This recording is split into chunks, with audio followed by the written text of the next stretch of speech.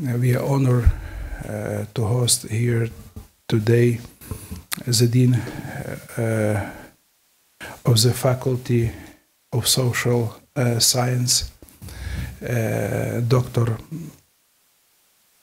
Volodymyr Turchynovsky, who is a philosopher, who is also a director of the International Institute of Ethics and Problem of Modernity. Mr. Volodymyr is an active participant of many conferences. We were honored to participate in a similar conference 2 weeks ago in Munich, and he himself, in cooperation with our partners of Notre Dame, organized a couple other very important events in Ukraine and abroad about just peace, about the sustainable peace, and other related topics. So we are very glad we are glad to have you today among us, and floor is yours. Slava Christu. And then English. Well, thank you very, very kindly for your introduction, Father Yuriy. And yeah, and thank you for inviting me to this panel. It's both pleasure and honor and an opportunity to be with you today and share my reflections and engage myself in this conversation. Well, let me begin by sharing my image and perception of present-day Ukraine with you. Intellectually, spiritually, and emotionally, this is my way of positioning myself. This is where my reflection is anchored, and this is what it reflects. Here's my 3-line long image of what Ukraine is these days. Well, Ukraine is many things these days. Ukraine is a battlefield, a moral ground, an open wound, a genocidal abyss, a place of conversion and martyrdom, a solidarity hub, a recovery site, and a social transformation lab. And it's also a source of courage, faith, hope, and vision for the future. Well, having said this, I'm going to do the following 3 things today. First, I'd like to propose 3 modalities of the new thinking announced in the panel's title. Then I'd like to offer 2 formulas that might serve as enrichment for the new thinking. And then I'd like to share a few geopolitical warnings or challenges for the new thinking to be tested upon. Well, I believe we should allow ourselves to think of the future as an essentially immoral concept. To the extent we acknowledge that a person's existence is meaningful and fulfilling, if leads one to become a good person, we realize that our understanding of the human future is inseparable from moral thinking and acting. The time we live in is a resource, an investment we should use to convert our human potential into humanness, or to transform human into humane. Людськість у людяність, as we would say in Ukrainian, or obraz u podobu, image and likeness. I think there's a very kind of dynamic connection between these 2 concepts of image and likeness. In doing so, we humanize time itself, unfold its gift character, we personalize it, and, as it were, interpersonalize it. This is how we secure a human future for humans. Thus, without moral imagination and vision, we won't be able to arrive at the future we might be tacitly desiring for or longing for. There's one more constitutive and future-generating element that should be mentioned. This is hope. And here is my suggestion. Our new thinking, or rather renewed thinking, should be shaped by the hope, imagination, moral vision, effort, and modality. Truth and moral clarity, that's the next thing. And here I refer to what Clemens Sedmak has so aptly outlined during our recent security symposium, which Father Yuriy has mentioned in Munich. Here's my take on it. Truth becomes post-truth if it doesn't supply us with moral clarity, or if we stop perceiving truth as a prerequisite for attaining moral clarity. A moral clarity without truth is nothing but a feeling or emotion that perfectly matches the post-truth concept. That is, if we do not manage to make a pair of truth and moral clarity work, we end up enjoying another pair of post-truth and moral feeling at work. The second pair isn't just a distant philosophical construct used in some lofty intellectual conversations. That pair bears within itself a genocidal power of denouncing people's right to exist and eventually extinguishing them. A mixture of nothing is true and everything is possible and pseudo-religious emotion injected by the Russian world produces a genocidal mentality, intent, and action. My third intuition regarding the new thinking approach is this.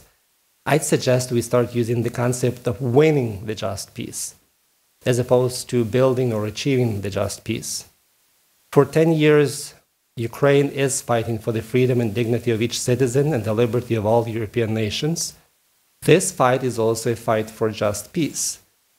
The just peace has to be won. I believe there are times to build and sustain peace. There are also times to defend peace. And there is time to fight for peace. For decades after World War II, Europe has invested considerable efforts in building and sustaining peace on the continent. However, sadly, we Europeans failed to defend peace. The largest after World War II full-scale land war exploded in Europe. We have to win the peace now.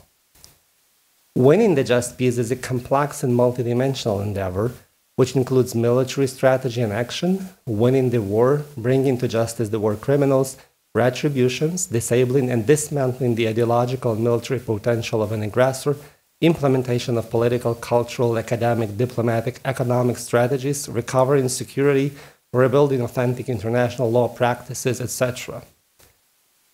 Let me summarize before I move on and try to complicate things even more.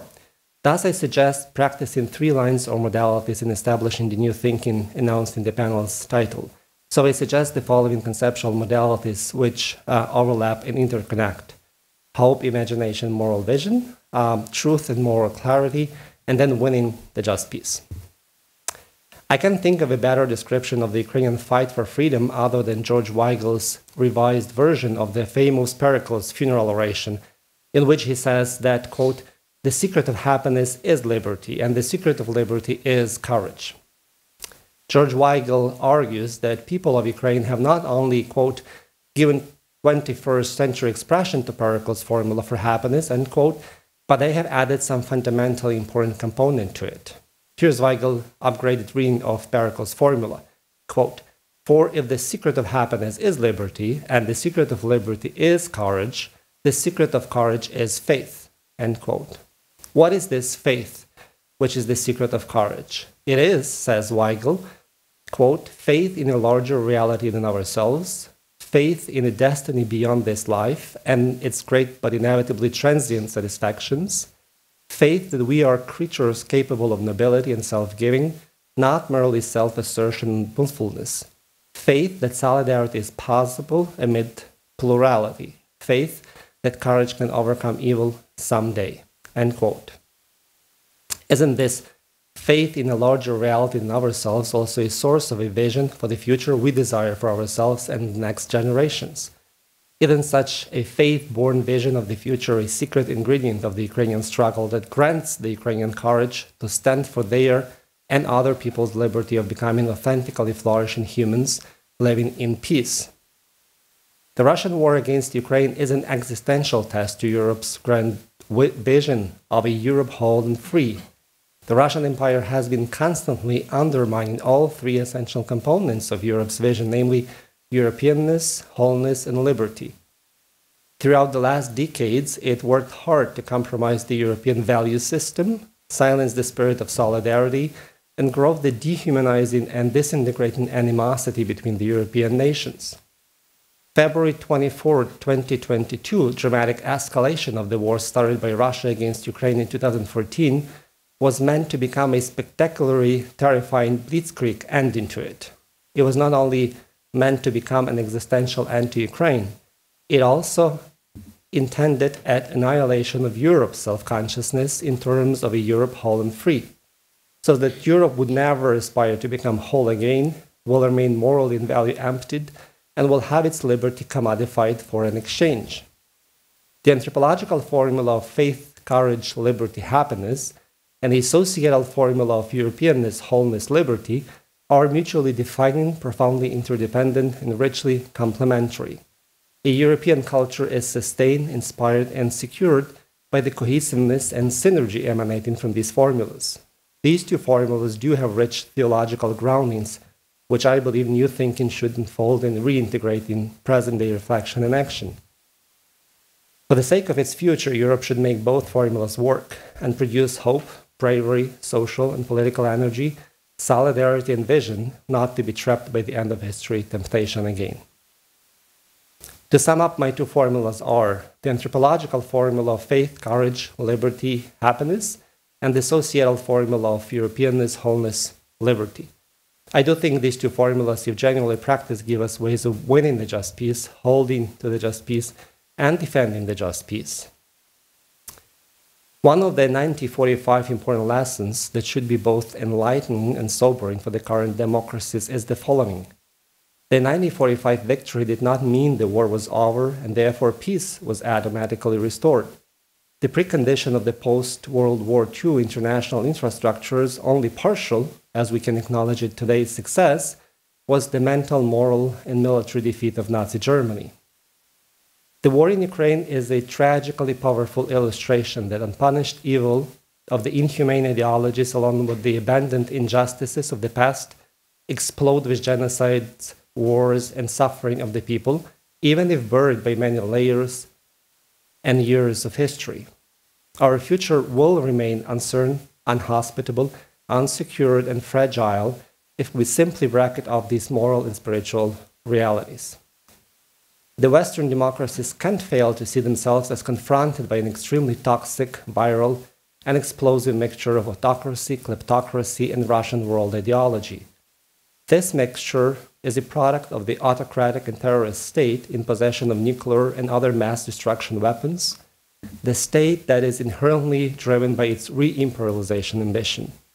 An acknowledgement by the West of a geopolitical threat constituted by Russia in the 21st century is critically important to develop a strategy for winning the peace vis-à-vis the failing and falling of the Russian Empire.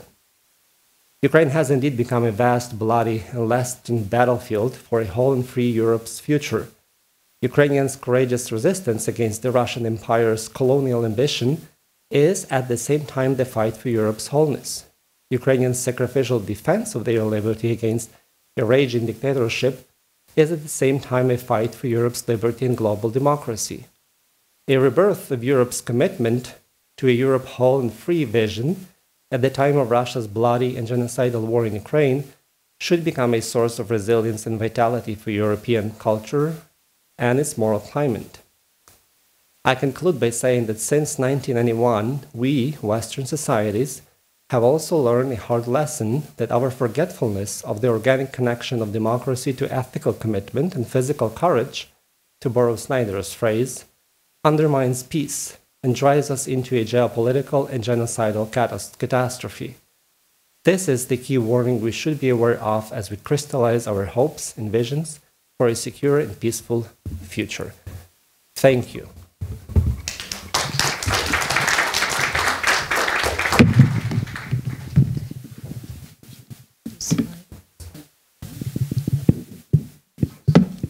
This one, I believe. Good morning. Let me jump in and continue moderating this already insightful discussion in search or probably discussion and exploring the need for new thinking in the light of new threats. Pane Volodymyr, thank you much for your insightful introductory remarks. And we continue with Reverend Father. I believe that it's probably will be a very good continuation of this two-component model presented by Professor Turchynovsky. So Reverend Father Yuriy Shchurko, Dean of the Faculty of Philosophy and Theology of UKU, the floor is yours. Thank you very much. As you see, it's changing in the program, but it means you are still alive and you don't want to sleep. You just had your coffee, so it's easier for me to talk. So, dear colleagues, when I was thinking what I have to say today, I decided that I would like to start with examples of the behavior of the prophets. The prophets Nathan, Elijah, Amos, Hosea, Jeremiah, and the forerunner of Jesus, John the Baptist. And even Jesus himself dared to speak the truth to the powerful of this world. Nathan reprimanded David for taking a wife from Uriah the Hittite and sending him to certain death to get rid of his rival. Elijah bravely chastised King of Ahab and Queen Jezebel for idolatry, and they tried to kill him.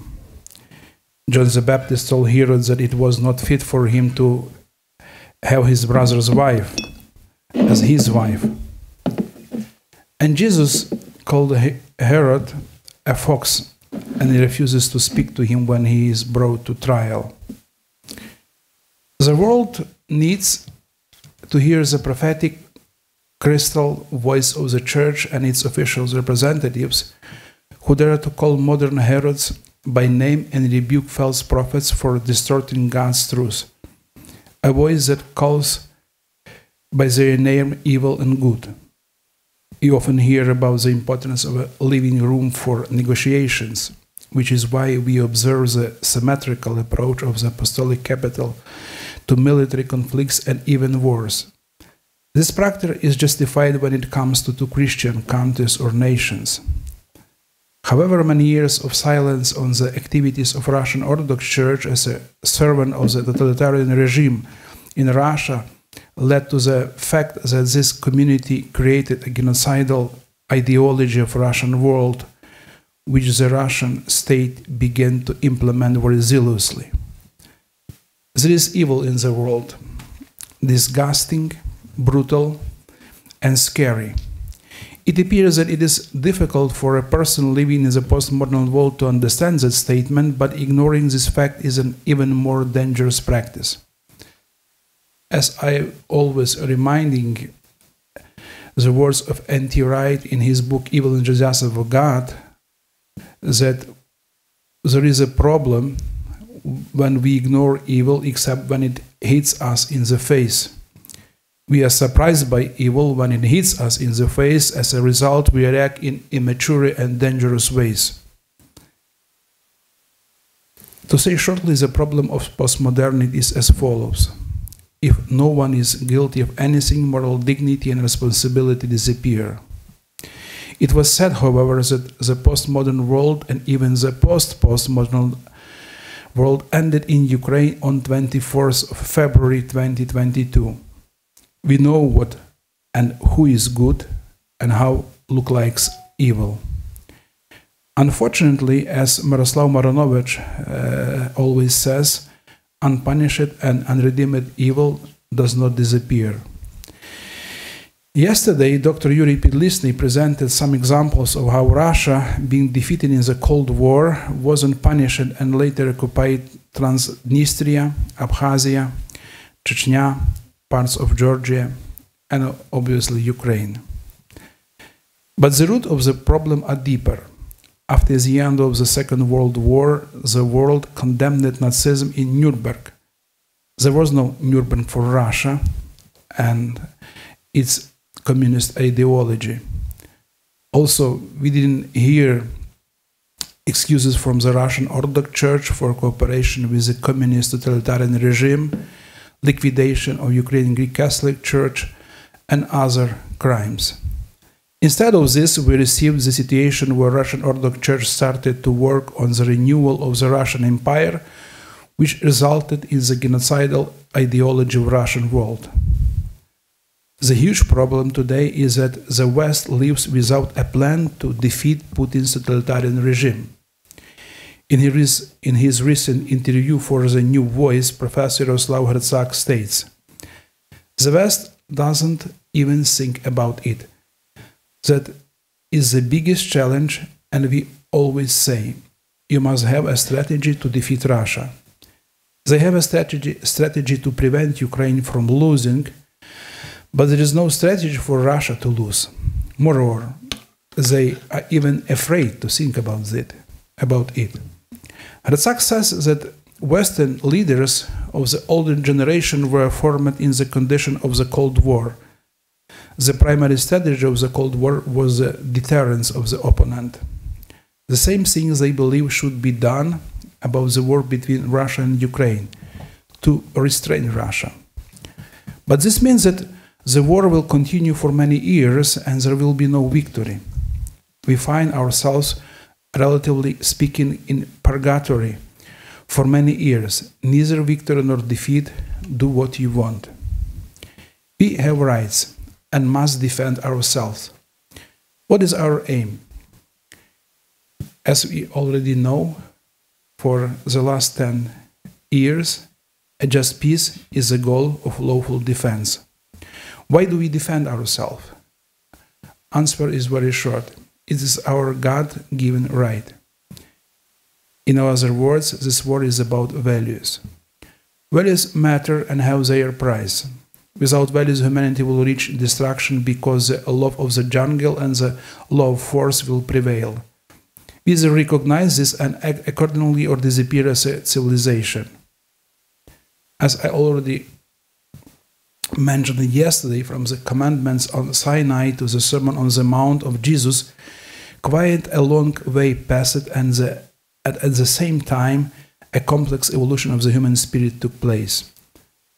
And what we have from the side of Russia, a step back to the time before Sinai, to the time without elementary justice. This is a modern offer of dehumanized Russia to the world. Ukraine did not accept this proposal, although everyone around us said we would stick to our convictions for just a few days. We have shown that values matter but always come at a high price. Our testimony today is an invitation to follow all people of goodwill. The response to this invitation is different, but certainly not the one that is needed today. New old threats should be reconsidered, and in my humble and accurate opinion, some should be included in the social teaching agenda of the Catholic Church. Here are a couple examples of what I mean. The danger of ethnophilitism and pseudo-messianism of Russia's unique role in the world's history is still not seen nor demasked by intellectuals in the West. These ideas resulted in the genocidal concept of the Russian world. Hybrid war and propaganda still are not critically and adequately explained in the social teaching of the Catholic Church. We stopped in SST mentioning terrorism, but we do not know how to cope with propaganda. I am not talking about channels like Russia Today. Such examples are obvious and seen. I mean Russian studies at almost every prominent Western university, Russian cultural centers where and still are places where spies recruited naive admirers of the big Russian culture. Russian culture was presented as a culture of the highest level, neglecting, eliminating less promoted cultures. We still observe what I would name the double standards, when profit prevails over values and principle in business. Many Western companies that are speaking about politics of respect for the people's dignity still work in Russia, paying taxes, and in this way unintentionally helping to kill Ukrainians. We have many other challenges. For example, we must reconsider the principle of impartiality before moral and value choices. Some call it a symmetrical approach, but the victim and aggressor cannot be estimated similarly. We also observe unofficial but very painful for Ukrainians and especially for Ukrainian Greek Catholic Church, in particular, the long-lasting church diplomacy that we call Ostpolitik. That is a secular approach and not of the gospel. The strange silence of the Christian churches on the role of the Russian Orthodox Church as the ideological propagator of the war is a reality that smells very bad. As mentioned above, the doctrine of the Russian world is a big challenge for Christian identity, primarily when Eastern spirituality has been associated with Russian Orthodoxy for quite an extended period. Describing the Russian war in Ukraine and its reaction to it, Timothy Snyder often speaks about moral weakness. According to Snyder, to admit the genocide of Ukrainians by Russians means to intervene. This is why many honorable persons among Western politicians prefer to keep diplomatic silence. Rabbi Diseni, whose homeland was brutally attacked by Hamas, by the way, the same style as Russians do in Ukraine, in his speech at the Gregorian University in Rome in January 2024, affirmed that today we have a theological regress on the issue of peace. Why? Our theological decadence allowed criminal Russia to look like an advocate of Christian values, while in modern Russia, books of Russian theologians from abroad were widely burned. I mean representatives of the Paris School of Theology like Schmemann or Meyendorff, and also a book of Father Alexander Meny were widely burned in different cities in Russia. We often hear from honored church spokespeople that the war is always a failure for all, but it's not valid. The war should be a failure only for the aggressor and not for the country that defends God-given dignity of its citizens. Romantic Russia and its great culture no longer exist. That society lives by the desire to eliminate Ukrainians. And we know sociology and how many people in Russia agree with our elimination. What is our role and challenge to be human, to have rights, and to call ourselves human? The answer is obvious: to be people of values. This is a lesson and witness Ukraine gives to the world and the church today. When I was talking about the naiveness of pacifism during the conference in Munich, which took place from 11 to 12 of February 2024, which is danger for the Christian worldview, I was asked by Ambassador Tombinsky, who is currently a senator of UKU, do you have a crisis of Christian ethics, and if yes, then why? My answer was as follows. The crisis of Christian ethics has a mutual character rooted in enlightenment and the church communication with the world. From one side, due to the cute secularism, God, so to say, was put in the private sphere of life.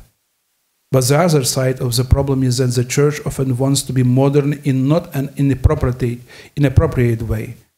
Already mentioned impartiality during the Russian invasion in Ukraine, Ostpolitik, even Realpolitik, confirms that our voice is weak and not convincing, and we are losing moral authority. Some of our solutions are not matching with the gospel.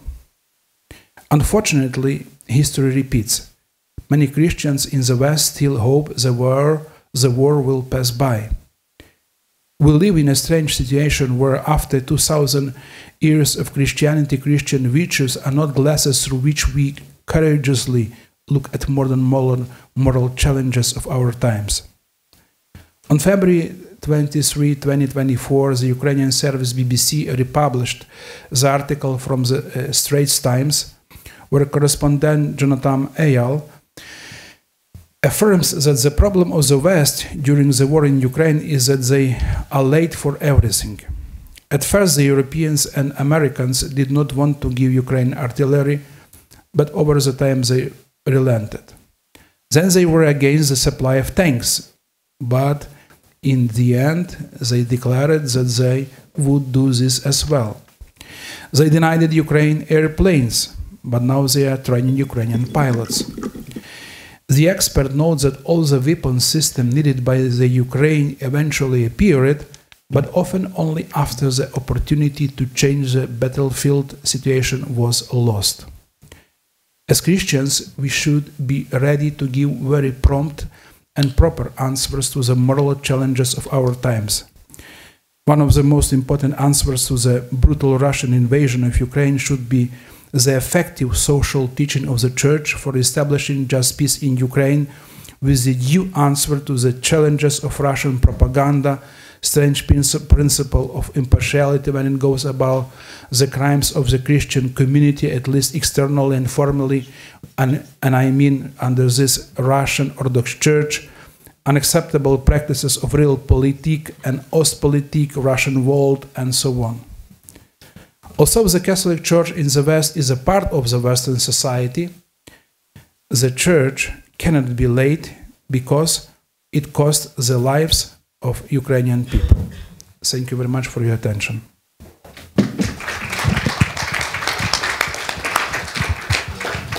Thank you, dear Father, for your very precise comments. I believe we will have time for discussion, and we will get back to the issues of, if I may say, upgrading the Catholic social teaching you referred to several times, and but we continue exploring this need for new thinking in the light of new threats, and I believe that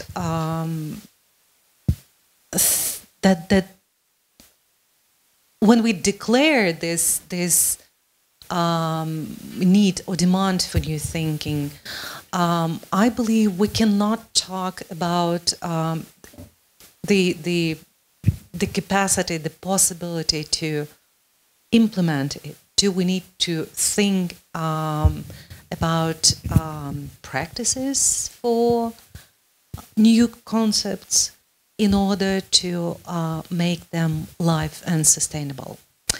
And with this kind of questions or intro, I invite Dr. Dmytro Sherengovskyy, Vice Rector for Outreach and Social Engagement, to explore this, to move on with exploring this idea. You have a presentation, right? I think I will just skip it. So, okay. Yeah. So, glory to Jesus Christ, dear audience. It's a pleasure, to continue this discussion. So, my background is actually international relations, international security. So, I mainly speak for this background. So, we are discussing for a few days the idea of how this Russian-Ukrainian war shaped the international order and our understanding of the nature. And I would like to share with you a few ideas that we observe from the perspective of political science in that field and conflict studies in that field. So definitely we are talking about the international institutions that were called to prevent and to regulate the war that failed. What we observe right now is definitely that UN-based international security that was called actually to stop, to prevent, and not to allow such wars to happen, is unable to do this. We see indeed the crisis of this so-called the liberal order that was formed after the Second World War and was supported for the majority of the countries that is working on the premises and on the idea of how we can build the international society. What is in danger in this field that the idea that is built on the civility and on humanity is not becoming the present idea that is shared among all nations.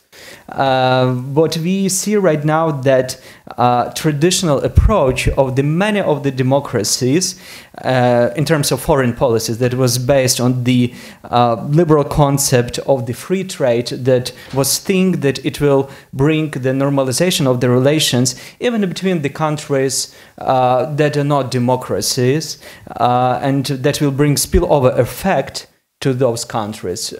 So it actually failed. And we see that more and more authoritarian regimes are coming into power. They're increasing to the number of the citizens, they're increasing the number of the wealth, and they're increasing in number of the countries itself.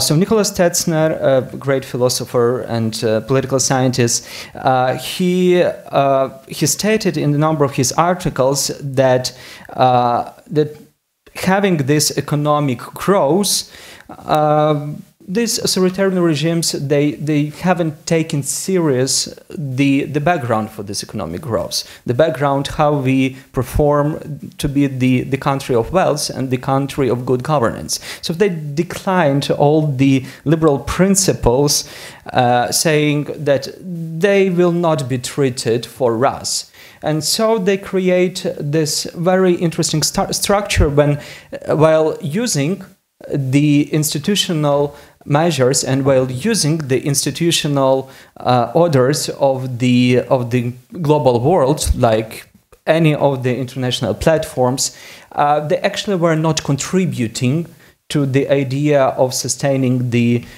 just peace or sustaining the international order. And that also reflects the position of the many democracies that turned out to be unable to coordinate the politics to stop this, to prevent this. And so they decide doing this business as usual.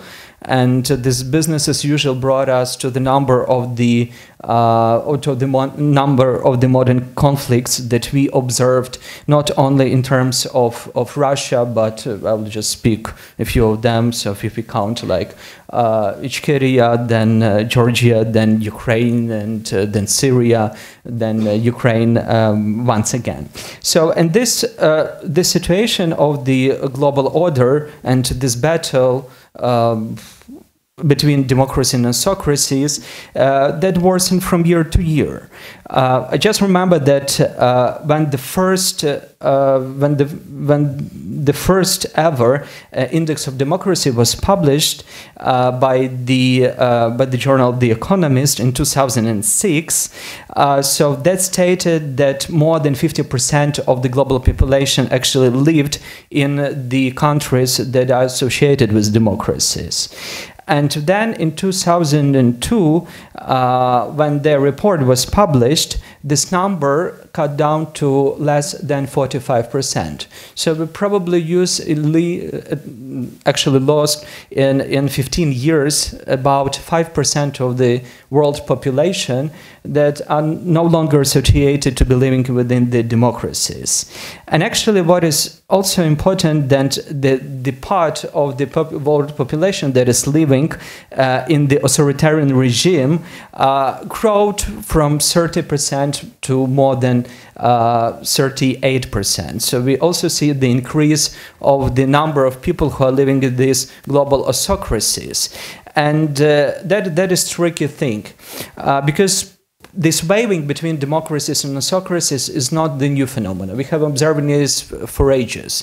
And we can bring here to Samuel Huntington, like thinking about the democratic waves. However, what was done by the global society was doing nothing. So we have no stops like to work how to lesser the negative effects of these democracies. And that actually impact on the idea that US-based international security could not be sustained without the overall help of the different countries, because the unproclaimed war between democracies and autocracies is happening, and we can see more and more voices on that. Recently, Timothy Snyder had done a wonderful lecture on the Munich Forum stating that that we should admit that this is what is happening all over the world, and Ukraine is one of the battlefields of that. And then also bring us to the idea that instead of US-based international security order, we should come to understand what we can see as alternative. There were many of the speculation in the international relations in this field, and I'm bringing the idea of the Karl Deutsch developments of the regional-based islands of security, how he called it. And definitely we can understand that the Euro-Atlantic Alliance is one of such islands of security. Nevertheless, we also observe that within these islands of security, of physical security, there are a number of tensions within the alliance, like with Hungary and with Turkey and a number with Slovakia, a number of different countries that also are not behaving in this liberal democratic way. So there are inside their home, there are also a number of questions.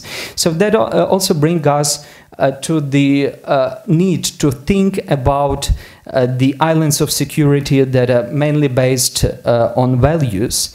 And we don't see it in the international arena right now, but we definitely should think about what these international organizations that can secure security, how we can build them basing not on the region, but on the idea of bringing some democratic values to that. One of the also important features that we can observe right now, and Ukraine-Russian war is actually showing that, is actually the logic of changing of war. So Cold War brought us what is actually speculated right now, and several new phenomena. For example, the logic of Cold War was in decreasing the scale of war. That simply means the less involvement of the so-called great powers. And now we can see, nevertheless, that these great powers were interested in the number of different conflicts. And what we see right now is keeping this logic of decreasing the scale of the war, but actually involvement of number of these countries inside of this, let's say, little wars. Then the dehumanization of war. That means that war is bringing more casualties of civilians, comparing to the so-called classical wars when we have the impact on the military, when the army was fighting with the army. And that brought also the massive terroristic attacks that we observed, like before the COVID happens. And this logic of bringing more casualties was brought to the international arena, and we definitely can observe within our war that we see that this tendency is going on. Then asymmetry of war. We do observe more clashes between big and the small powers, and in terms of the small powers, we can see that they are simply unprotected. Once again, because there is no any of the automatic punishment if the aggressor is starting the war. We were claiming a lot to help us. We were claiming a lot to provide us lethal weapons, to provide sanctions, but this is what everything was connected with our asks and with our calls and with our claims, because there is no mechanism in the international order that do it automatically. That means that in any case the small powers will be still unprotected. And finally, we also see the hybridization of war in different domains. And thinking about that, I'm coming to the idea that war between Ukraine and Russia started long before 2014. But definitely, if we are thinking about the present hybrid war and that is happening between Russia and Ukraine, we should think that this hybridization of war, while having this conventional or military component that unfortunately we face right now, there are a number of other domains of this war, like informational, diplomatic, what is called lawfare, social-cultural warfare, cyber warfare, energetic warfare, and economic economic warfare. For a number of the years, Russia was pushing like all these domains. We definitely can observe that Russian propaganda media, Russia Today, Russia think tanks, this is not the creation after 2014. This is creation all over before the 2014, and they were enjoying these liberal principles of the free speech that were existing in a number of countries. I'm not against the free speech. I'm a strong supporter of the free speech, but once again, we don't have these top mechanisms. They were not developed have to define that this is free speech and this is propaganda. And the number of different countries and in terms of the international rules, we are just coming to create some agenda for that. Within the diplomatic warfare, Russia was enjoying of using the veto status inside of the UN Security Council, and together with China, Russia are the top countries that actually used this right of veto. If we explore since 2011 until 2022, Russia used the right of veto for 19 times, while, for example, China 9 times and United States only 3 times. So that's showing how Russia was present and enjoying its status. Then in terms of the cyber warfare, we definitely can observe a number of the critical attacks on the infrastructure in 2012, in 2013, before the war in Donbass have started. And we definitely can understand that within the energy warfare in 90s, 75% of gas and 90% of oil consumption in Ukraine was from Russia. And that was a typical track of how Russia was using the energy for colonization in the number of the Eastern European states. And still we see that some of the other beautiful neighbors like Hungary are enjoying this status. And in economic sphere, Russia was buying and collapsing a number of Ukrainian industries, making us unprepared strategically to this battle. So sooner or later, we do understand that this concept of hybridization should be answered and has no answer within the international terms. So what are the challenges of the global security and what we should think in terms of the global security? Besides this hybridization and besides this inability for us to build more resilient international structures that are used on UN, and we need to find some alternatives for this. And beside the idea that indeed we are facing at least like some battle between autocracies and democracies, it also should take into account that this is a war that is happening between non-nuclear and nuclear countries. And once again, there is no direct answer how to prevent, how to stay at least within this conventional domain, not bring into the nuclear domain. Because non-nuclear countries, they can't provide the deterrence strategy towards nuclear. Then we definitely need to fix the dysfunction of international rules, especially in the absence of automatic punishment for the aggressor. There is also a number of risks of military dictatorship supremacy. It's not a new story that a number of the authoritarian regimes, they are observing indeed what is happening on the battlefield of Ukraine, and it can provide more power for them that they can execute their will if they wish. Then we definitely need to think that such small wars, in brackets, that are happening in such small countries as Ukraine, it's actually are the platform for the global involvement of different parties into this.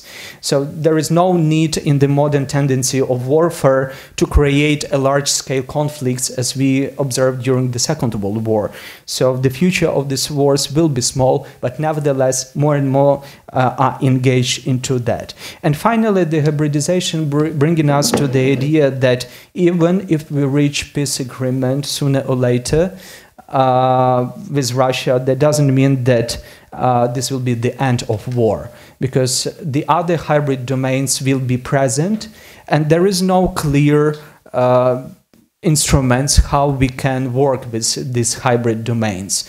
That pretty means that we will be in this system, and that means actually that the number of our European partners will also be the parts of this hybrid warfare long after some of the ideas will be managed. So to sum it up, I would like to say that there is a specific need right now to think critically in terms of the international institutional regimes, how we can work with the present war, because this is one of the first examples of what the future warfare would actually like. And using our case and solving our warfare with Russia, settling this warfare with Russia, will definitely help the international order to international organizations and international powers to bring more sustainable peace overall. And that's definitely demands from us to be all included and share this global solidarity, not just because this is right, but because the solution for the future settlements on conflict actually lies here in this present solution of Russian-Ukrainian war. Thank you.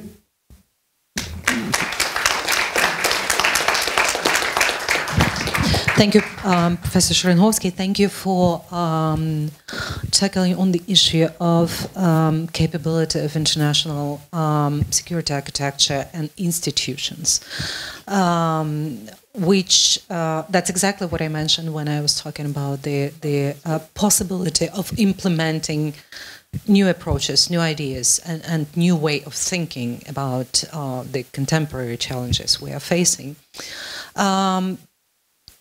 You wrapped up all your very insightful ideas with the concern that reaching peace agreement does not mean that the war will not return in a short run. That's exactly what we are discussing when we are talking about just peace as a basic actually pillars for reaching this. I will not say sustainable peace, because we were discussing yesterday that this is probably not the best term to discussing more or less long-term peace agreements. But talking about our war and thinking about all these narratives right now in the countries, partner countries to Ukraine in this military conflict, we hear more and more often about this stretch between peace and justice. When we are talking about just peace, when we are talking about this kind of positioning of at some point necessity to choose, what is justice then? If we have to choose, if we are forced, to choose between peace and justice. And with this, I'm giving the floor to our last distinguished speaker with this panel, Dr. Andrii Kostiuk, UKU Center, Chair of the Advisory Council of UKU Business School and the Law School of UKU, and the lawyer. Dr. Kostiuk, the floor is yours. Thank you, Oksana. Dear friends, I was kind of puzzled when I read the title of this panel, because the title of the panel is Regression of Theology. Most of us are not theologians, but we want to have this conference not about just war and peace. Being in the middle of the war, we all think about what the war means for us and why the peace is broken and how we can restore the just peace. However, we will try also to think what we are in this war. We Christians, what is our role here and now, and what is role of Christianity, of the Church, as ship of salvation in this concrete, dramatic situation. So what I'm going to do, I will just sketch some difficult issues which we sometimes don't want to think about, moral issues, and from these moral issues then different political consequences follow. And I'm also going to ask some questions about regression of theology. Being not theologian, among other things, Oksana, I'm basically the lecturer of the social teaching of the Church, including on theology department here. So I pretend to be kind of expert in social teaching, being with a philosophical background rather than theological background myself, and legal rather than canon law background. So let us start. What is peace? Augustine defines this as tranquility of order. We can also rephrase this as tranquility of justice. Peace is when you know what you are going to do because there are rules, there are norms, people follow the rules, norms, and there is order, like traffic order, for example, yeah, on the streets. And there is an atmosphere of tranquility, atmosphere of balance, justice, cooperation, benevolence, all these things we associate with peace. And what is the war? What breaks everything of this? Yeah, if you wake up in the morning of the 24th of February and you hear all these sirens, and what do you think? You think that now the bombs can, rockets can come and hit you, yeah? So no tranquility, no order. All the world is shifting and trying, is whatever, going somewhere else. So the war is always a big danger for everybody, big uncertainty what is going on to be in the future, big challenge for you what you are going to do, what you shall do. Shall you run away? Shall you oppose aggressor? Shall you sit and wait what happens around? Yeah. So war is always a drama. War is never an everyday matter. This is why historians are often concentrated on wars. This is why there are so many movies, pictures, books about wars. This is why philosophers and historians say that wars basically have tremendous impact on change on civilizational patterns. So we are in the middle of such a war, which is definitely going to change the civilization because it's too big to be left unnoticed.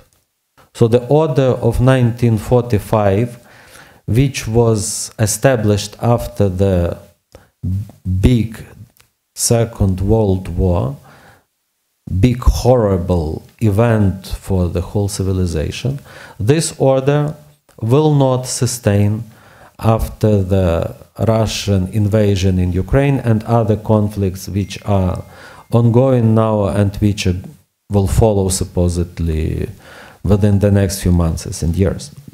So war is not just changing, it's collapsing the rules, it's collapsing the order.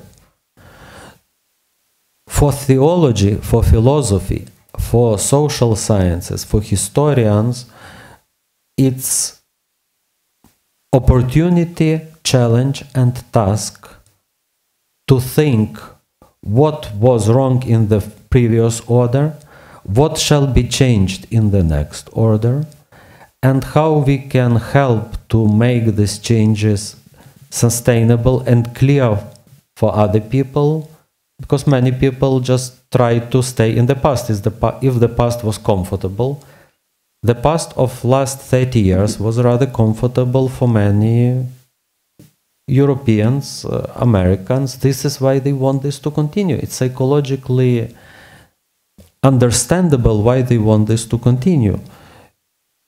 But it will not continue, and if they understand it quicker, their security will be much more defensible than if they understand this at the time when they will be hit in the face, as we were hit in the face.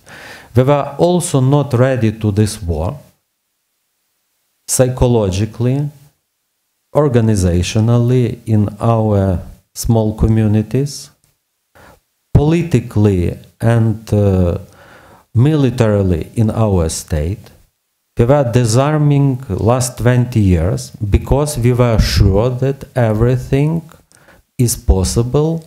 The only what is impossible, the war between Russia and Ukraine. This is really fantastic scenario, and 90s, 2000s, every year before 2014, all of us would laughing if somebody would say Russia can attack Ukraine. Just that there are just few people that were considered crazy, basically, or whatever, negativist. Well, it happened. Now we say, oh, it was always like this. They prepared since 90s. We should have known this. But we should have known this, but nobody basically cared about this because we live in the tranquil order, and we live in the zone of comfort. This is where Europe and United States are continuing to live, and this is why it's so difficult for them to understand our sufferings, our dramatic psychological position, etc., because they don't feel this existentially. And we have to understand that they don't feel this existentially, so we have to be very precise to explain them what is going on, what is on the table. What are the roots of the war? And now I move to regression of theology. In my opinion, one of the problems of the social teaching of the Church after the Second World War was belief that basically the war results from misunderstanding and mistrust. People of different nations, of different origins, of different social surroundings just don't understand each other good enough. This is why they mistrust each other. This is why they have tension with each other, and they can end in the conflict. So what is the healing? The healing is more dialogue, more consensus, more compromise, yeah? More politique, including the Ostpolitik as we call it, more softening of these hardships. Yeah? Well, sometimes it works. It worked, for example, in 1962 Caribbean crisis, when the humanity was on the edge of war, and Pope John the 23rd is believed to be one of those who basically played tremendous role in stopping this conflict, preventing the escalation. So it increased certain belief in the 60s, 70s, 80s that we can, via dialogue, achieve more than via escalation. And collapse of the Soviet Union and alleged eternal victory of liberalism, this end of history of Fukuyama, is believed to be kind of new everlasting peace. But then after the terrorist attacks of 2001, after the escalation of Islamic State, after new growing of authoritarian regimes in China, Russia, Iran, we see now that the history is not at the end, and that theology has also to rethink this. And rethinking to come back to roots and understand, for example, that, well, people are not always people of goodwill. We often address last encyclicals of popes, whatever, since 50 years more or less, are addressed not only to bishops and laity, as for example this was in the 19th or beginning of the 20th century. They are addressed to the people of goodwill. Who are the people of goodwill? Well, we believe that people of goodwill are those who search for truth and live according with the truth they have grasped. But there are not all the people who strive for this. There are many people who don't strive for truth, they strive for power. They strive for money. They strive for pleasure. They strive for a relaxed life without being necessitated to think about difficult matters. Are they people of goodwill? Can we just say they are not informed well enough? Well, some of them are not well informed and we shall teach them, but some of them have bad will, meaning that they have decided themselves not to follow the search for truth, but rather they want to increase their power, they want to humiliate, they want to manipulate. Why there is so much criminality in the world? Can we believe that police and criminal prosecution will be not needed in the political society within nearest decades? Nobody puts questions like this because we understand it's impossible. Unfortunately, murder is prohibited in the 10 Commandments 3,000 years ago, whatever, 4,000 years ago. Murder is punished in every society, but there are murders in every society. There are people who decide to kill their brothers and sisters for whatever reasons they have. There are robberies, there are rapes, there are different other types of antisocial behavior, as we call it, or just evil behavior, as moral philosophy or theology shall tell us. And aggression can be part of the criminal behavior of those who have power. Those who have power are not necessarily saints, they can be evil people. And taking this into consideration, being the moral realist is something which is needed for theology when we evaluate such things as aggression and whatever try to put somebody's responsibility, like victim and aggressor, to balance it. How you can balance it and be morally justified after this? Yeah? Because if you balance criminal and the victim of the crime, there is no justice in the world at all. And if there is no justice, there is no truth. If there is no truth, everything is possible, nothing is clear, and at the end of the day, everything is allowed. So it's bankruptcy of theology, bankruptcy of the search for truth, if we follow this logic.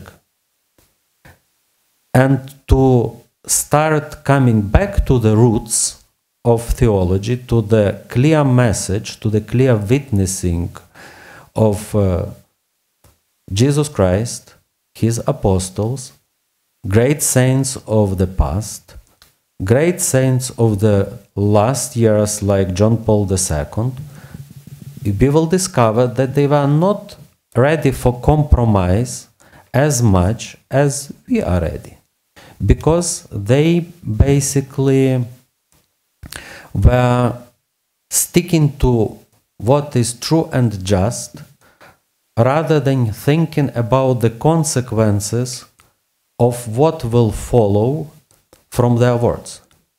If we always think what will be the results of our proclaiming truth, we will never end hesitating, and we would rather be silent. And sometimes to be silent means, in a sense, helping aggressor and humiliating the victim one another time. I will give you an example not from the recent Ukrainian history because it hurts everybody, but for example from the history of the Second World War. Let us remind ourselves, for example, the difficult situation of the Roman Catholic Church in the Second World War, and the episode of Dutch bishops proclaiming their denial of the German policies of the occupying forces, which were deporting Jews. Nobody knew where the Jews were going to be deported. Basically, now we know they were deported to concentration camps for extermination. So what Dutch bishops said? They said it's not humane, it's not right, we don't agree with this. But they were trying to put it correctly, but what was the consequence? Consequence was increase of the repression. Also those Jews who were baptized, who were Christians, those who were all priests and nuns, like Edith Stein, they were arrested and deported. So the question is, were Dutch bishops right or wrong when they were raising their voice against Nazi policies in whatever 1941 in the occupied Netherlands?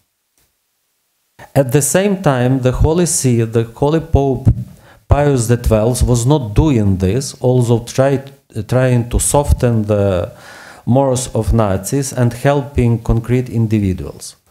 Metropolitan Shchurko was saying bad things to Himmler,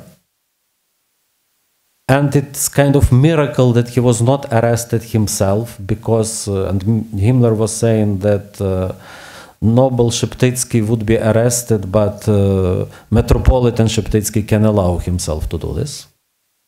So moral authority of Shchurko was so high that even Himmler didn't choose to arrest him after this condemnation letter he received from Shchurko.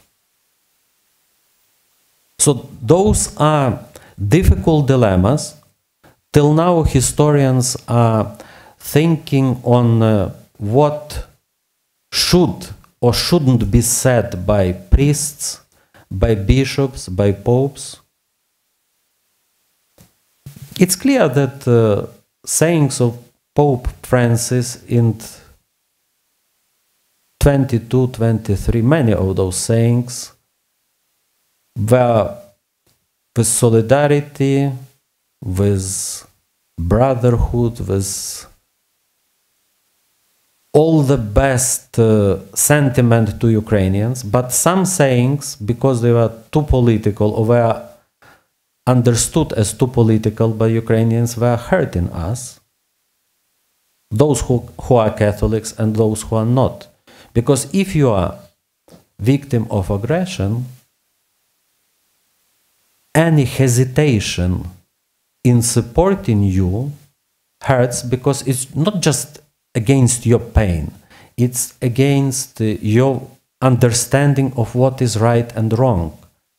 If such clear bad behavior, genocidal intents and ethnophilitism of Russian Orthodox Church still meet silence in international theological community, it is regression of theology, because political considerations going against truth, against witnessing of what is right and refusing of what is wrong, this is in the center of Christianity, and you cannot express love if you do not obey to justice. I end with this, and we will continue during the discussion. Thank you.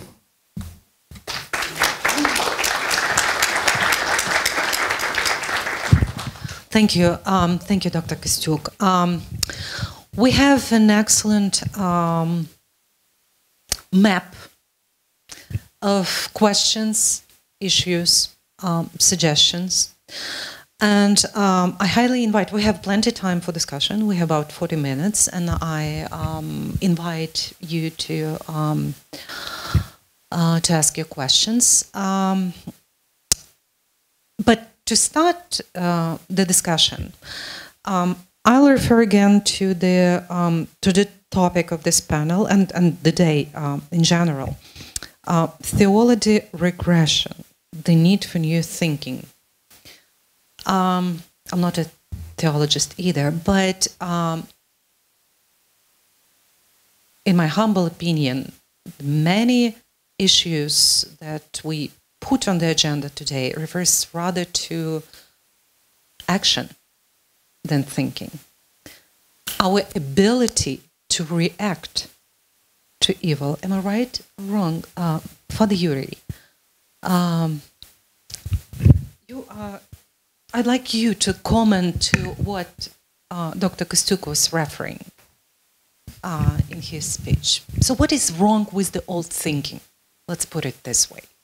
That we need to think about the new one.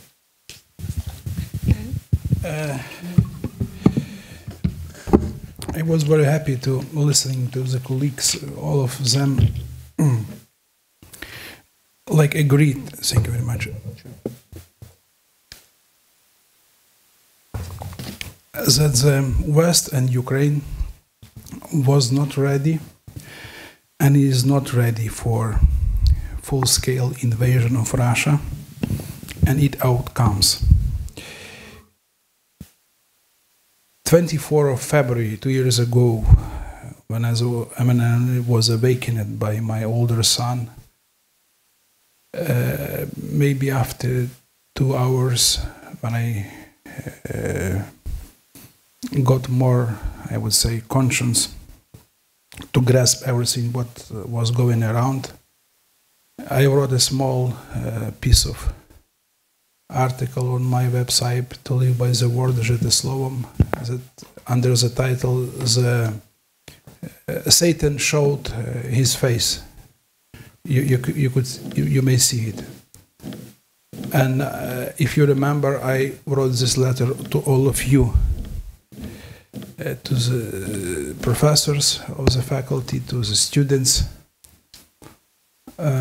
And at the end of that day, I wrote another small piece of article for this website, which was titled The Hardest Day. It was at least one of the hardest days in my personal history, I guess, in the history of our country, of our generation. I would like you just underlining what was said right now to remind these words. At the time I wrote, we lived through one of the most difficult days in our recent history. God has not left us and will not leave us.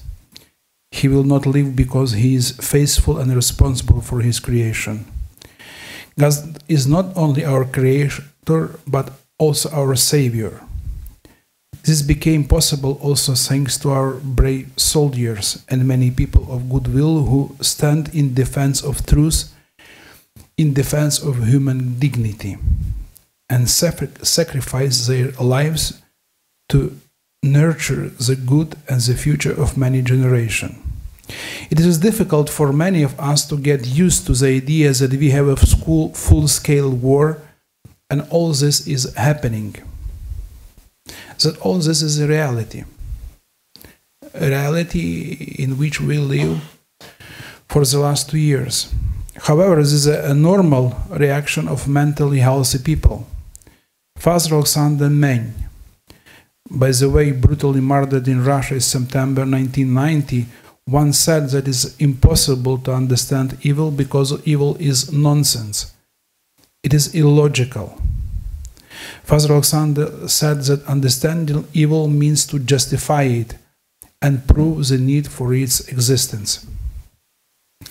My colleague in different ways, in different manners, but I guess with a unanimous agreement, repeated today many times that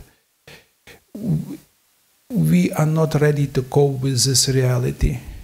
We're not prepared for full-scale invasion, even after 2014.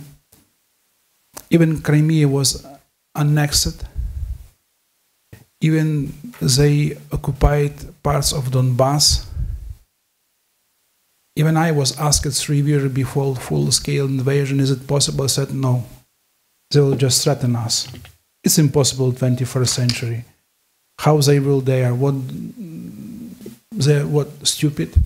How can they occupy, the whole 500,000 territory and etc.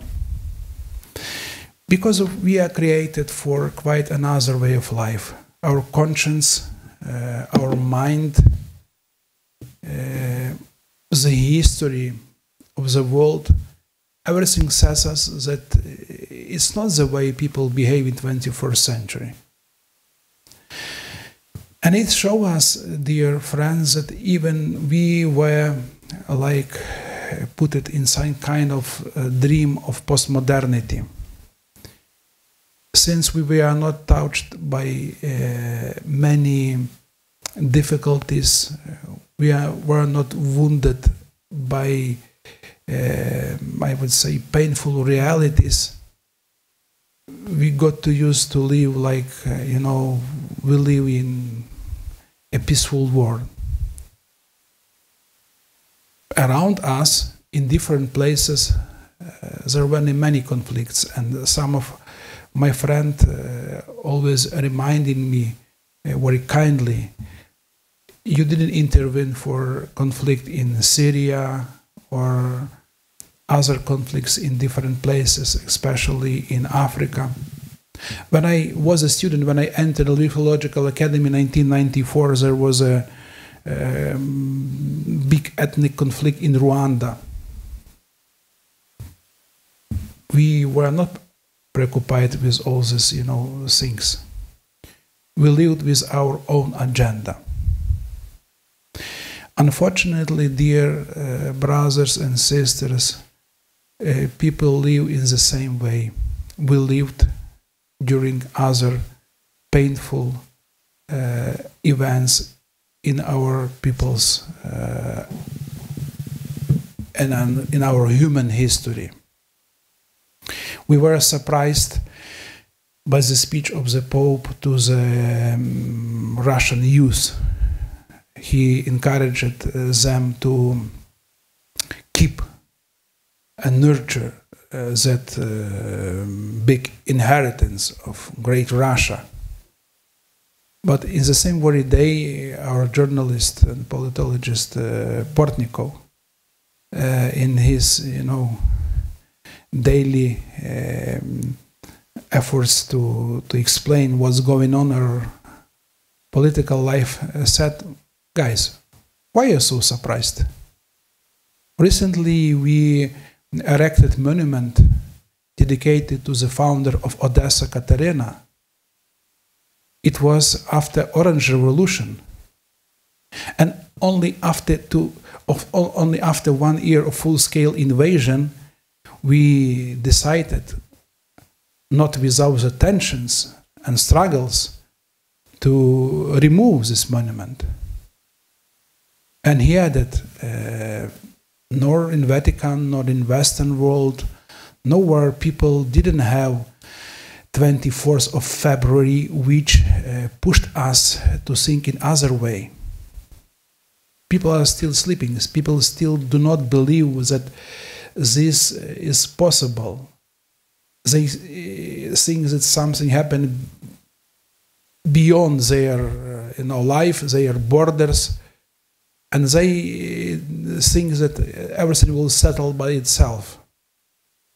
As Yaroslav Hrycak said in his recent interview on the New Voice, that some people even are a little bit nervous that we are not stopping the war. Why it lasts so long, they ask, as if it depends on our efforts and decisions and doesn't require their involvement.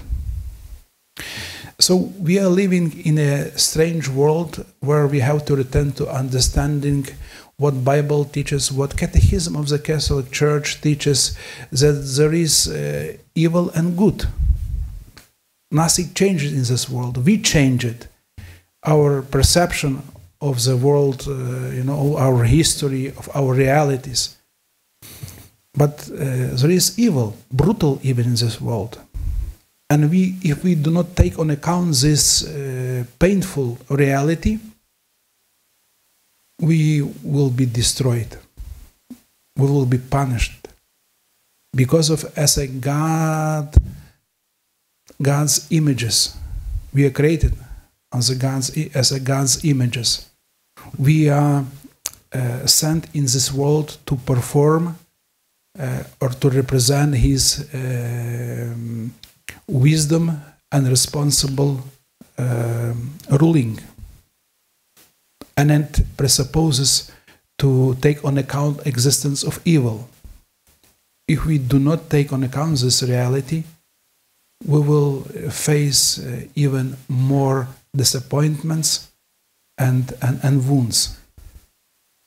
And this is why we are not so diplomatic when sometimes we would like to share our experience with our Western colleagues. We are speaking about the same situation in quite different manner. Why? Because we are speaking from within, and they are speaking from outside. We are wounded, and we know that wounds leave scars. This is why our voice, even our crying, is a little bit different than our partners and colleagues abroad.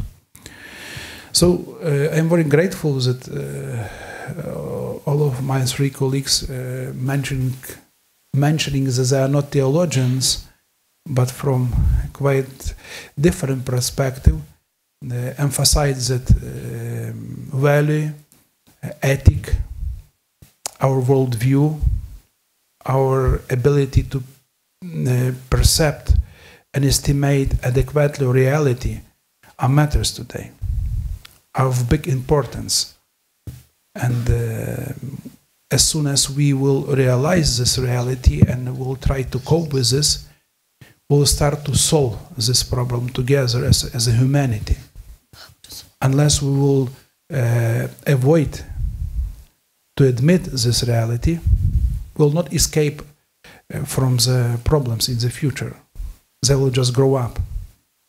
They will not disappear, as the problem of Russia didn't disappear because of they were not punished after the World War II. As Marinovich always repeats, unpunished and unredeemed evil will not disappear by itself. God wants our involvement. We cannot just stay, by and wait that someone will resolve these problems. This is why we are very grateful for our brave brothers and sisters who are protecting not only our freedom, dignity, and life, and it's not a pathos, but they are protecting the future of our civilization, the sobriety, the soberness, the dignity, the order of God's creation.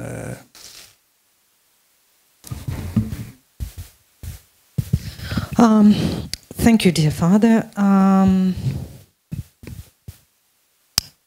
Well, thank you for your comment, and that was actually what my question was about. Why we are talking about new thinking if theology is probably the only one that gives this notion of evil.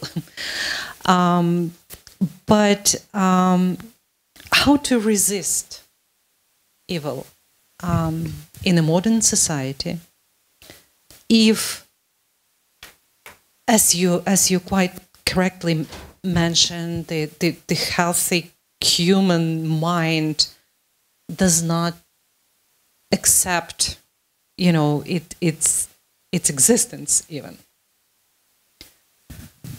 How to resist it then? We were talking about, you ended up your comment with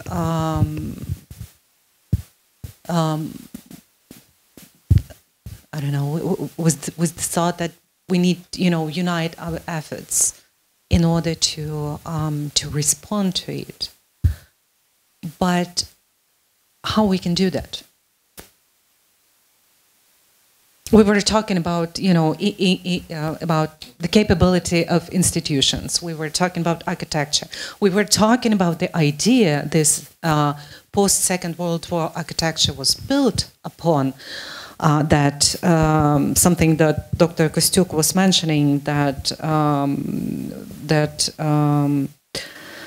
the war was result from misunderstanding and mistrust, and there is a question: what was a misunderstanding between German Nazis and Jews, where the Holocaust comes from? You wanted to comment on that? I'll just jump in, to make it a little bit I would just want to bring the international perspective for that. Mm-hmm. So what is important for us to understand that for Russia, taking any concept and the military concept of that, so for them this is a total war. And if they're talking about the total war, and if you pick up, dear students or participants, whatever, if you pick up any of the military doctrine of Russia since 2009, they are stating, this will be Article 7 or 8, that they are preparing for the new reality when the, let's say, when the multipolar world is present, and not only military power, but also the impact of information of this hybrid domain is taking a place. So, and their role as a power, and they consider themselves to be a great power, is to bring diversity into this world. And by diversity, they definitely think they bring in of their own agenda and interests. And this is very typical reason for any of the authoritarian state that is built on the supremacy of the one leader or elite or the party. So we are facing here a few interesting points when these parties are breaking the rules. So, and these rules that were based, and that my colleague picked up here, on the principle of understanding, of the principle of negotiation, so is not working anymore. And here lies the first idea, if we bring the social teaching, that the social teaching that is based that people will find the common language, they will not find the common language. So we should understand this. And people have more and more different techniques, and regimes have more and more different techniques, how they actually stop or prevent themselves from finding this common language. So we mentioned here a few of them. We mention here informational warfare. We mention here like the cyber warfare. We mention here like the proxy warfare and so on and so forth. So everything that is called to be a hybrid. And here we are coming to the idea that do we have in any of the teaching of church any instruments have to fit with this hybrid warfare? How to, for example, do you find any instruments of how to avoid or how to battle with the massive propaganda? I doubt that. So not always we find these answers. So when we have this total warfare, we should definitely bring ourselves to the idea of the total defense. Mm-hmm. And that's what we should talk about, that this conventional part is only a part of the present war that is happening. We should also be ready to have this defense strategy within everything that is connected with the warfare, including economy, including law, including diplomacy, including cyber, and so on and so forth. And this is very typical things because this is not just about Russia. Russia is only one case. Once again, we have a number of such challenges in different parts of the world. And I'm just grateful for Father Yuriy who mentioned that, because if you don't feel our personal responsibility, saying that Ukrainians are only martyrs within this story, and so we just demand from the world to help us and do nothing for the world, that will be a problem. Because once again, we don't have the existing mechanism how to protect the small powers beyond the big powers. We don't have this. So it all depends of our inclusion and our joining like this agenda. So I think that what the first thing in the thinking we should have when we're talking about like the church approach to that is to consider that nowadays warfare doesn't have only conventional dimension. It has a number of different others. Is to consider that these dimensions are not only built because people disagree and because there is a subject of conflict. We have a present understanding what this like sharp power is when people are doing this intentionally, especially as authoritarian regimes, as I talk about them. So, and we should find like the new waves to identify like this existing instruments of these powers and what we can do like to hit them. Like if once again, if the countries are in total war, we should be in total defense to that. Mm-hmm. And then, yeah, there is a question, and until I'm coming. So, are we talking about the outcomes now? Because if we are shifting in this paradigm to insecurity to defense, you need to have resources to defense against the quite powerful, resourceful evil, right? We'll come back to that, but Professor Bill. Hello, everybody. Is that okay if I just sound from the, or should I stand in front? Okay. It's just the matter of the camera. That's how I'm asking.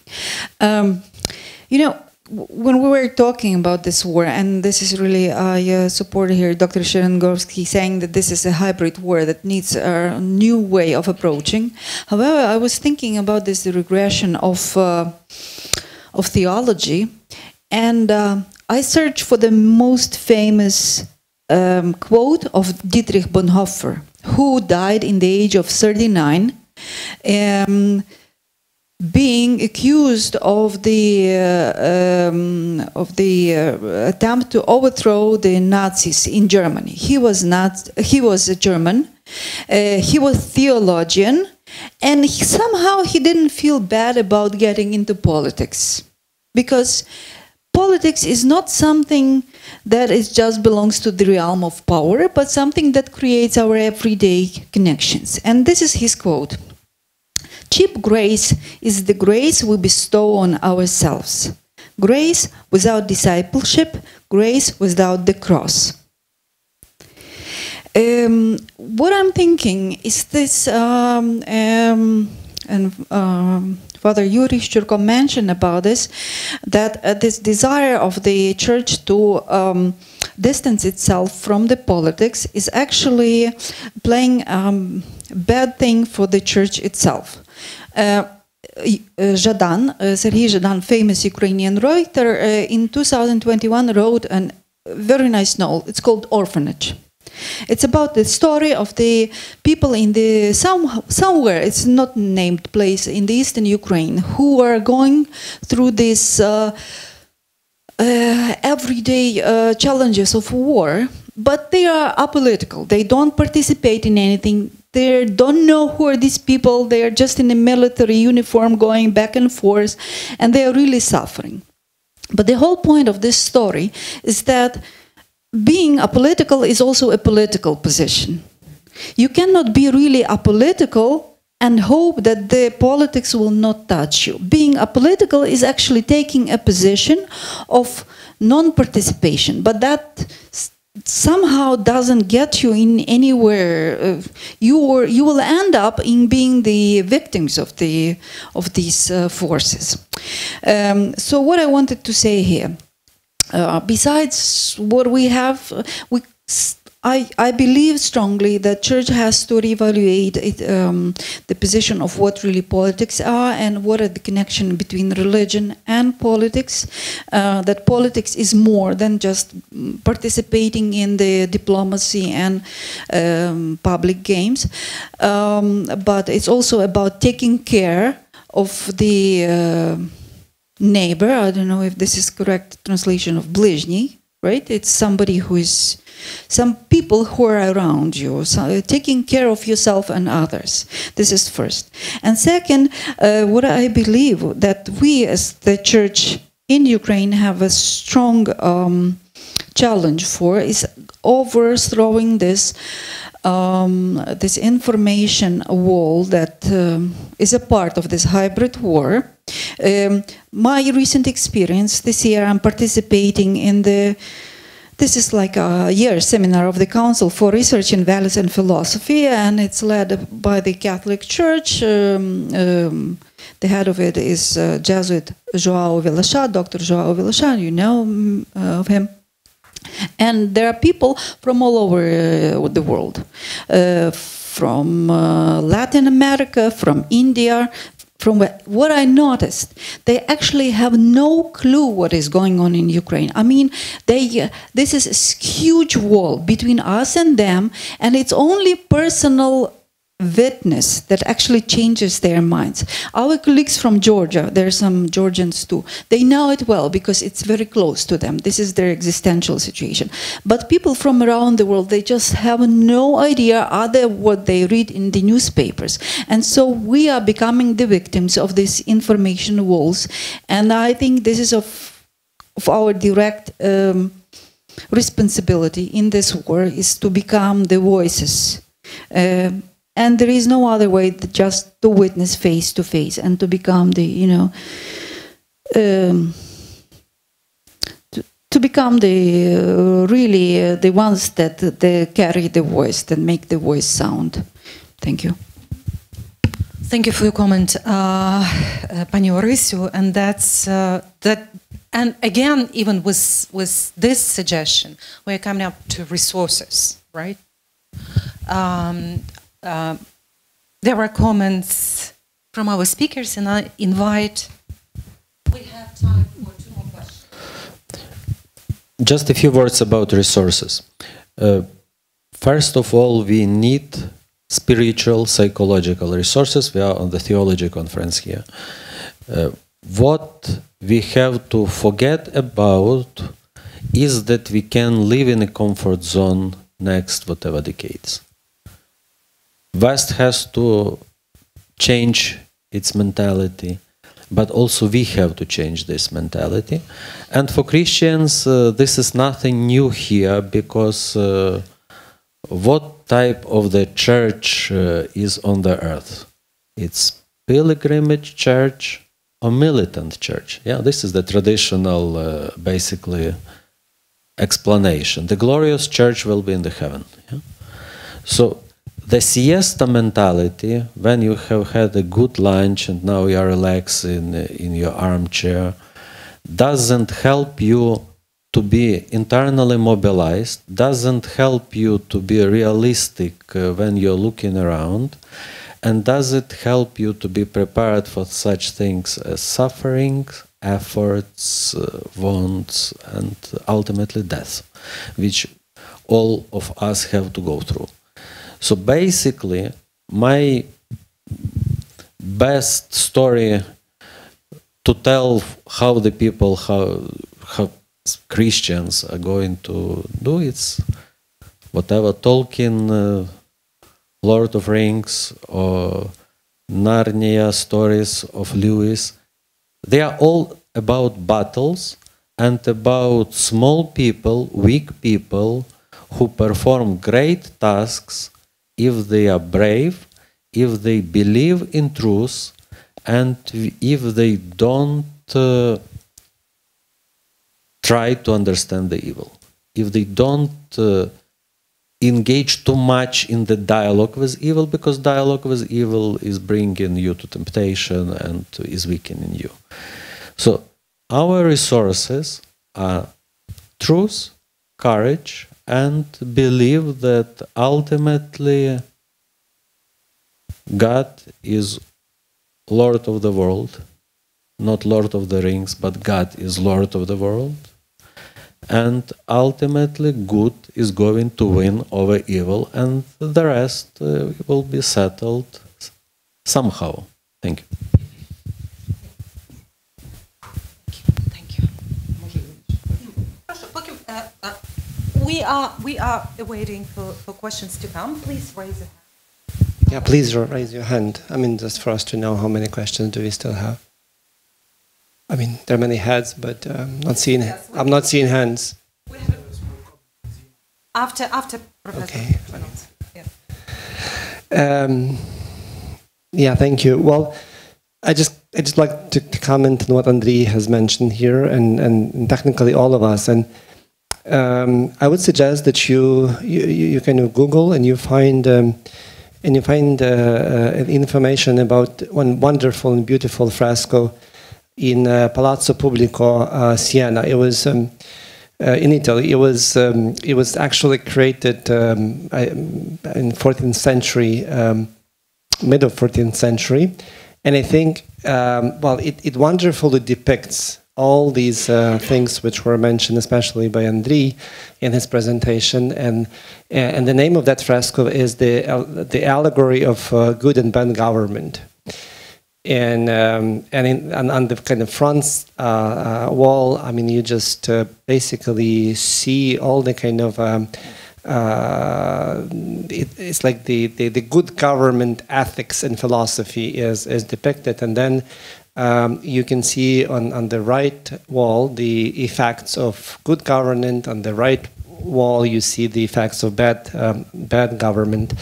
Or bad governance, and the effects of the bad governments. This is war. I mean, this is what clearly kind of depicted on the wall. And so the reason I'm mentioning this, and maybe three major figures on that fresco, which depicts the good governance approach, are justice. They are kind of the largest figures depicted. Justice, which is kind of looking up to wisdom, and there's another major figure which is common good, and then you have citizens, which are kind of walking and building all that kind of system of good governance and ethics.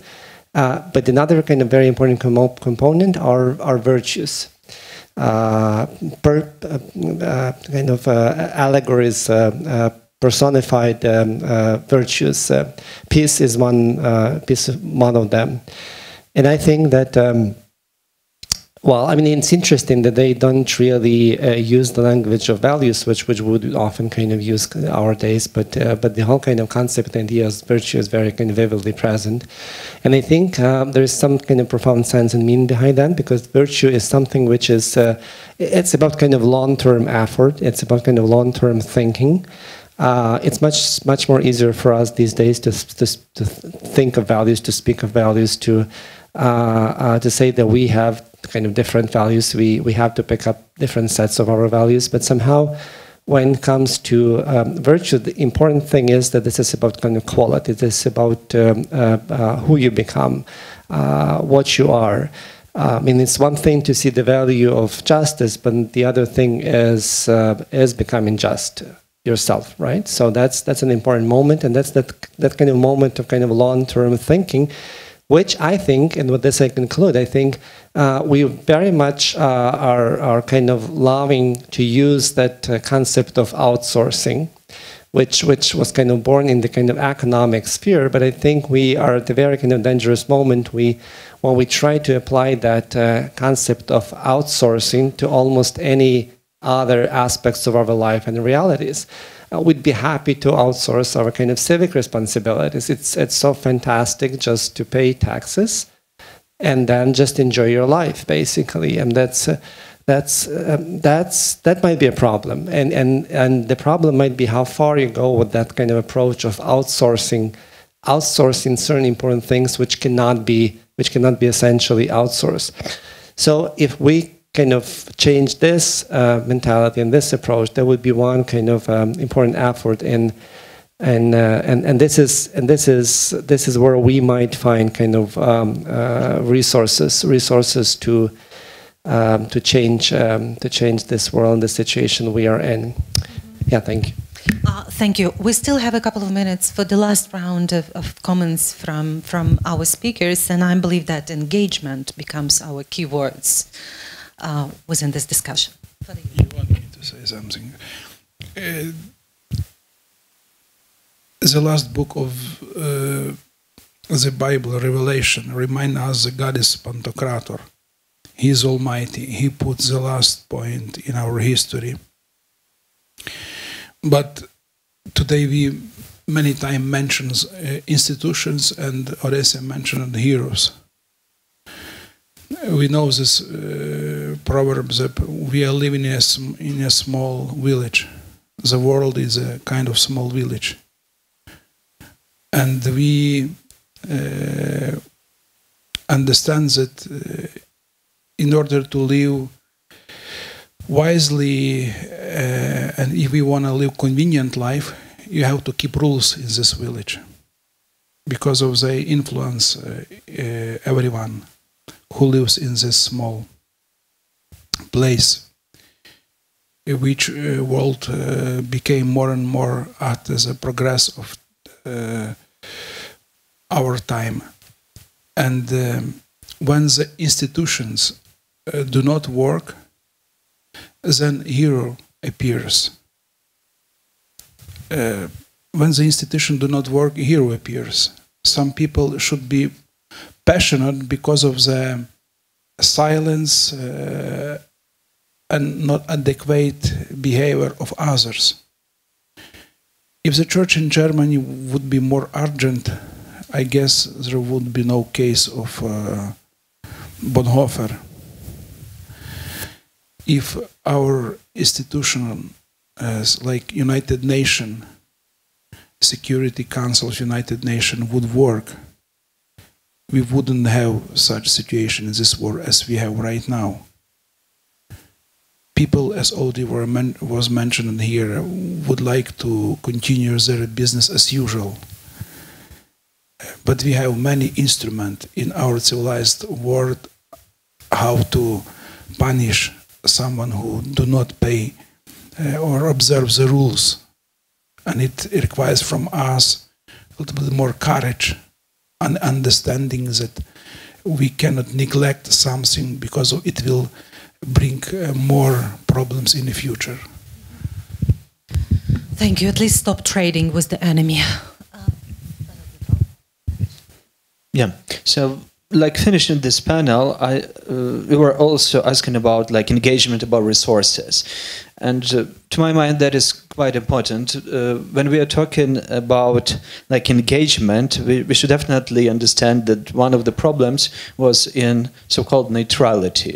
Even like the theological conference, we should mention like the influence of Vatican, who was for long years building like this idea of being neutral, like to protect who is marginalized, who are murderers, and so on and so forth. But it turns out that that kind of neutrality bring them to the other ideology, because you can't be neutral. You're just a part of the problem or the part of the solution. So I think that one of the important things within this concept is to not to be neutral. Not only in our case, in the Russian-Ukrainian war, but also about what is happening in the world, and this is definitely about the engagement. If we see it that we do not have instruments, we should create these instruments. If we see it that something is not mentioned, and we can talk for ages, like using the good phrases about nothing. So, but we should be very clear of that. We can talk about just war because there is a clear concept of just war. Yes, we have the definition, we have the elements of that, we have the instruments how we can provide it. If we see that like Vatican or church structures are not ready for hybrid warfare, so we should create this. The elements of that, the instruments for that, how to behave, because otherwise it will bring like talking about too broad about nothing, and bring in like the idea of being neutral for some good reasons. So I do believe that there is no place for neutrality in the current world. Thank you. Thank you. And Just to say a few final words, basically, to continue what I said before, we need internal mobilization, but it doesn't mean being obsessed or coerced.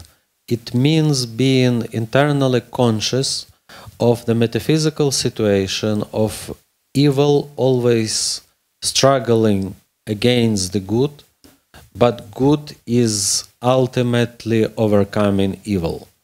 So the most important thing for all the resources, for being on the battlefield, for being in the classroom, for being on the panel of the conference, or being in the parliament or international organization forum, we have to understand that our effort matters. Our mission is a concrete mission just for us. Our task cannot be performed by anybody else.